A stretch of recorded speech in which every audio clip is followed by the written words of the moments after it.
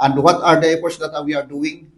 Kaya nung nakaraan, di ba, nag-surrender sila ng mga baril? Kulang ng isa.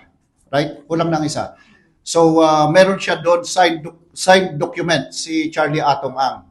So, sir, with your permission, mayroon nag-issue tayo, nagpa-receive tayo ng subpoena do Tecom doon sa mga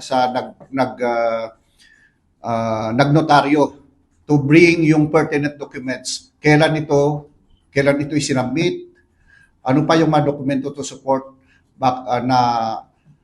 anong nangyari doon sa nawawalang isang baril? At totoo ba na ninotaryo nila ito? So we are waiting until Wednesday, sir. Pinirmahan niya. May pirma siya doon, nakita natin doon at nakita na din natin yung nagnotaryo doon. Nagpa-receive tayo ng subpoena do Tecom para makita lahat yung records na ito to check on the veracity. Kung totoo ito. Yeah. Kung nag-appear ba siya. Yun yung mga titingnan natin.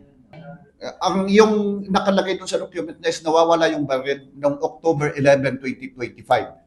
So tingnan natin kasi kailan sila nag-submit ng affidavit nito? Kailan na notaryo ito? Nag-appear ba siya personally? Yun yung mga titingnan natin po. Kailan siya nag-appear? Was it before or after the nag-issue ng warrant? Yes, yun yung mga tinitingnan po natin.